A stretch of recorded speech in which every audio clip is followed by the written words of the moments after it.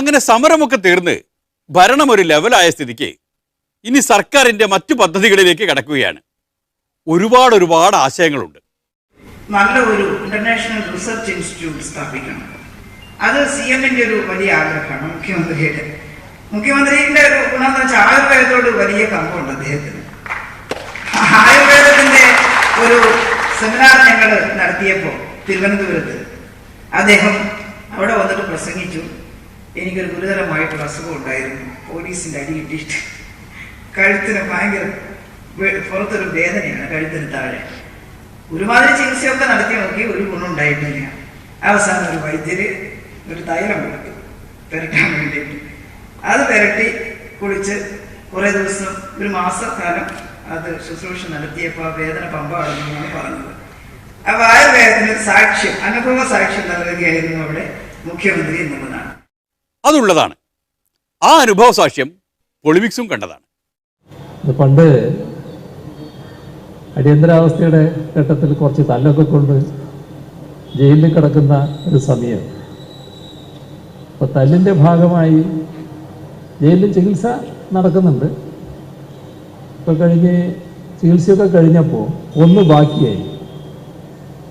ഇരുന്നാൽ ഈ ഇതിൻ്റെ നേരെ പുറകിലുള്ള ഭാഗം അവിടെ ഇങ്ങനെ ഒരു വല്ലാത്ത അവസ്ഥയുണ്ടാവും.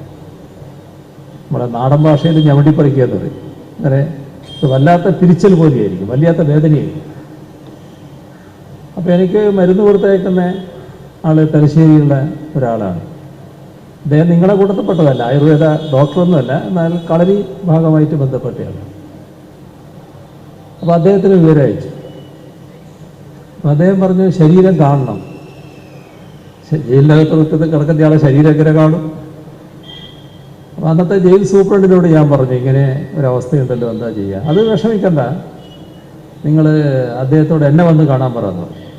അങ്ങനെ ജയിൽ സൂപ്രണ്ടിനെ കാണാൻ അദ്ദേഹം ചെയ്തു.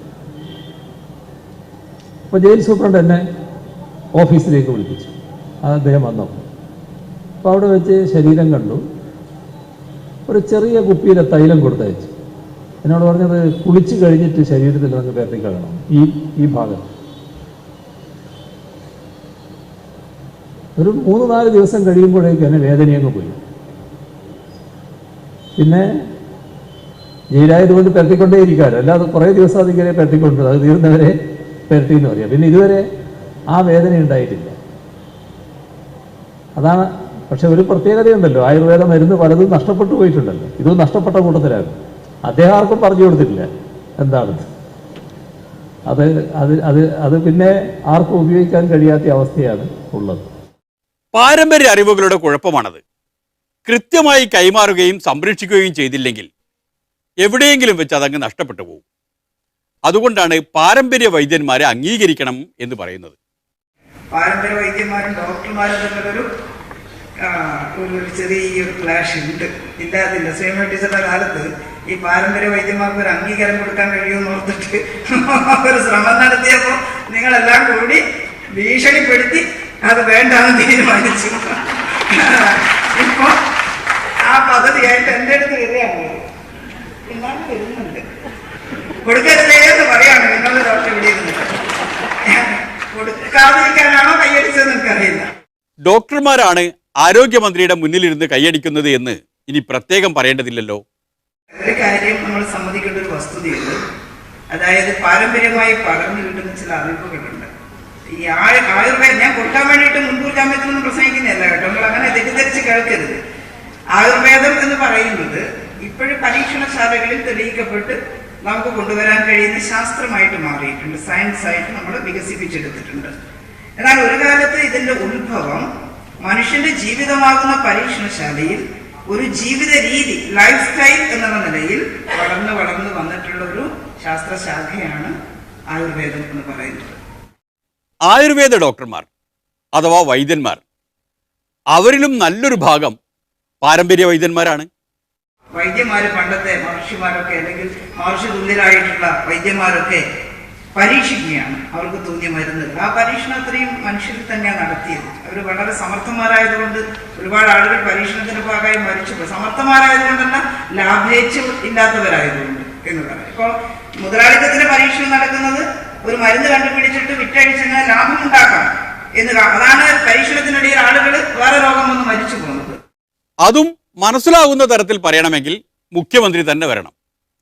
മൂപ്പർക്ക് അതിനും അനുഭവ സാക്ഷ്യമുണ്ട്. എൻ്റെ അനുഭവത്തിലുള്ള ഒരു കഥയും കൂടി ഞാൻ അതിൽ പറയാൻ.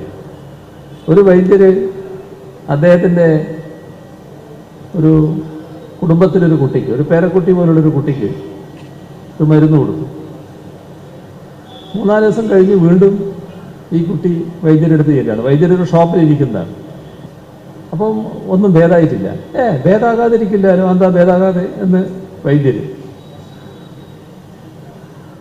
അപ്പോൾ പറഞ്ഞു ഇങ്ങനെയാണ്. അപ്പോൾ വൈദ്യര് ഇരിക്കുന്ന ഷോപ്പിൽ നിന്ന് തന്നെ ആ മരുന്നിങ് എടുത്താട്ടെ എന്ന് പറയും. ഈ കൊടുത്ത മരുന്ന് ഷോപ്പിൽ നിന്ന് എടുക്കാൻ പറഞ്ഞു. അപ്പോൾ വൈദ്യര ശാസ്ത്രം അനുസരിച്ച് ആ മരുന്നിനൊരു ചവർപ്പാണ് വേണ്ടത്. പക്ഷെ ഈ മരുന്നിന് മധുരമായിരുന്നു. ഇതെടുത്ത് വൈദ്യര് കഴിച്ചപ്പോൾ അപ്പം തന്നെ വൈദ്യര് പറഞ്ഞു, ഇനി ആ സൂക്ഷിച്ച് ഒന്നും ഉപയോഗിക്കാൻ പാടില്ല. ഇനി ഈ കമ്പനിയിൽ നിന്ന്, ഒരു ചെറിയ കമ്പനിയാണ്, അവരിൽ നിന്നൊരു മരുന്നും വാങ്ങാനും പാടില്ല. വേണ്ട, സർക്കാരിനൊരു മരുന്ന് കമ്പനി ഉണ്ടല്ലോ, ഔഷധി. അതങ്ങ് ഉഷാറാക്കിയാൽ പോരെ. ഔഷധി നമ്മുടെ മെഡിസിൻ നിർമ്മാണ കേന്ദ്രമാണ് ആയുഷിലെ. ഔഷധി നല്ലൊരു ടീച്ചറിന്റെ എല്ലാ കാലത്ത് കുറെ കാര്യങ്ങൾ അവിടെ ചെയ്തിരുന്നു. ഔഷധിയും എന്നാൽ ഔഷധിയെ തൃശ്ശൂരിന്റെ ബൗണ്ടറി വിട്ടിട്ട് പുറത്തേക്ക് പോകാൻ, പുറത്തൊന്നും ഇല്ലാന്ന് ഞാൻ പറയുന്നില്ല, പക്ഷെ അത്ര കണ്ട് ഒരു വലിയ സ്ഥാപനമായിട്ട് മാറുന്നില്ല.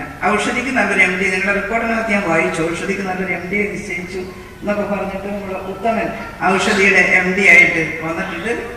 കണ്ണൂർക്കാരനാണ്, തലശ്ശേരിക്കാരനാണ്, കുഴപ്പമില്ല. അതുകൊണ്ട് കണ്ണൂർക്കാരനാകുന്ന കുഴപ്പമില്ലെന്ന് കേട്ടോ, അറിയുന്നത് കൊണ്ട് പറഞ്ഞതാണ് വ്യക്തിപരമായിട്ട്. അത് ശരിയാണ്. കണ്ണൂരുകാർ, പ്രത്യേകിച്ച് തലശ്ശേരിക്കാർ MD ആയി വന്നാൽ ആ സ്ഥാപനം അങ്ങ് ഉഷാറാകും, ഒരു സംശയവുമില്ല. സർക്കാരിൻ്റെ കാര്യം കണ്ടില്ലേ, അതിൻ്റെ MD തലശ്ശേരിക്കാരനല്ലേ. പാർട്ടി കണ്ടില്ലേ, അതിൻ്റെ MD തലശ്ശേരിക്കാരനല്ലേ. രണ്ടും ഉഷാറല്ലേ. അതുപോലെ ഇനി ഔഷധിയും ഉഷാറാകും. നമുക്ക് ഇത്രയധികം ഹെർബ്സ്, ഇത്രയധികം ഔഷധ ചെടികൾ നമ്മുടെ കാടുകളിൽ ഉണ്ട്. എന്നാൽ ആ കൊച്ചു ശ്രീലങ്ക നമ്മയെല്ലാം കവച്ചു വെച്ചിരിക്കുന്നു. ഇന്തോനേഷ്യ നമ്മയെല്ലാം കവച്ചു വെച്ചിരിക്കുന്നു. ഔഷധ നിർമ്മാണത്തിനും ഹെർബുകൾ കയറ്റുമതി ചെയ്യുന്നതിനും അസംസ്കൃത വസ്തുക്കൾ കയറ്റുമതി ചെയ്യുന്നതിനും ഇന്തോനേഷ്യ എവിടെ നിൽക്കുന്നു, ഇന്ത്യ എവിടെ നിൽക്കുന്നു? ഇന്ത്യ മൊത്തത്തിൽ പോട്ടെ, കേരളം എവിടെ നിൽക്കുന്നു? എവിടെ നിൽക്കുന്നു എന്ന് ആലോചിച്ചുകൊണ്ട് നിന്നിട്ട് കാര്യമില്ലല്ലോ. എവിടെ എത്തണം എന്ന് പറയൂ, എന്തു ചെയ്യണം എന്ന് പറയൂ. നമുക്ക് ഭാവിയിൽ കേരളത്തിൽ നിന്ന് ഹെർബുകൾ എക്സ്പോർട്ട് ചെയ്യാനും പറ്റണം. നമ്മുടെ മരുന്നുകൾ ഉപയോഗിച്ച്, നമ്മുടെ അസംസ്കൃത വസ്തുക്കൾ ഉപയോഗിച്ച് മരുന്നിന്റെ പ്രൊഡക്ഷൻ വർദ്ധിപ്പിക്കണം. മരുന്ന് നമ്മുടെ കേരളത്തിലുടനീളം എത്തിക്കുകയും കയറ്റുമതി ചെയ്യും. അന്താരാഷ്ട്ര മാർക്കറ്റിൽ നല്ല സ്ഥാനമാണ്. അപ്പോൾ ആയുർവേദ ബിസിനസ്സും നമ്മൾ ചിന്തിക്കാവുന്ന ഒരു മേഖല തന്നെയാണ്. ആണ്, ഉറപ്പായിട്ടും അതങ്ങനെയാണ്. അതിനു പറ്റുന്ന ആളുകൾ പൊളിമിക്സിന്റെ കൂട്ടുകാരായുണ്ട്. വേണമെങ്കിൽ പരിചയപ്പെടുത്തി തരാം. ഇതാ ഇവരാണ്. ഇത് പേറുംപള്ളി. പിന്നെ ഇത് കോളില്ലെങ്കിൽ ഞങ്ങൾ തിപ്പല് കോളില്ലെങ്കിൽ കുരുമുളക് കോളില്ലെങ്കിൽ ഞങ്ങൾ ഊരിലെ കോളില്ലെങ്കിൽ ഞങ്ങൾ മുഗ്ഗില. അത് കോളില്ലെങ്കിൽ ഞങ്ങൾ എന്താ ഈ നീലൊക്കെ തപ്പിക്കല്ലേ, കുറുന്തൊട്ടി പറിക്കും. അത് ഇല്ലെങ്കിൽ ഞങ്ങൾ വേറെ ഈ എന്താ തടിച്ചൂരിലെന്ന് പറയും, തടിച്ചൂരിലെന്ന് പറയും, ഊരില. അത് പറിക്കും. അതില്ലെങ്കിൽ ഞങ്ങൾ പോത്തനൂരില പറിക്കും. കിട്ടണ മാതിരി എന്ത് മരുന്ന് ഞങ്ങൾ കിട്ടണം അതേമാതിരി. അത് ഇല്ലെങ്കിൽ, അതും കിട്ടാൻ വയ്യില്ലെങ്കിൽ മരിച്ച കാലത്ത് ഞങ്ങൾ പോറ്റ് പാടക്കേങ്ങ് കിളക്കും. പാട അതും കിളക്കും. അതേമാതിരി നന്നാരി കിളക്കും. ഈ കള കിളച്ചിട്ട് കിട്ടണം ഞങ്ങൾ കൊടുന്ന് തിന്നും. മക്കൾക്ക് ഞങ്ങൾക്ക് എന്തെങ്കിലും കഴിക്കണ്ടേ. ഈ സഖാക്കളെ കൂടെ കൂട്ടിയാൽ ഔഷധ വ്യവസായം ഉഷാറാക്കാം. എല്ലാം ശരിയാക്കാനുള്ളതല്ലേ. എല്ലാം ശരിയാവും പറഞ്ഞിട്ടാ വന്നതെങ്കിലും എല്ലാം ശരിയാവുമെന്ന് എനിക്ക് തോന്നുന്നു. കാരണം മുതലാളിത്ത രാജ്യത്തിലെ ഒരു സംസ്ഥാനം മാത്രമാണ്. അങ്ങനെയാണ് ഞാൻ പറയുക. നിങ്ങൾ പല രാഷ്ട്രീയക്കാരെ ഇവിടെ ഇരിക്കുന്നത്, അതുകൊണ്ട് പറയാൻ എനിക്ക് പേടിയാണ്. അത് ശരി. എല്ലാം ശരിയാകുമെന്ന കാര്യത്തിൽ ഉറപ്പില്ലെങ്കിൽ ഇനി ഇവിടെ നിൽക്കുന്നില്ല. രംഗം വിടുകയാണ്.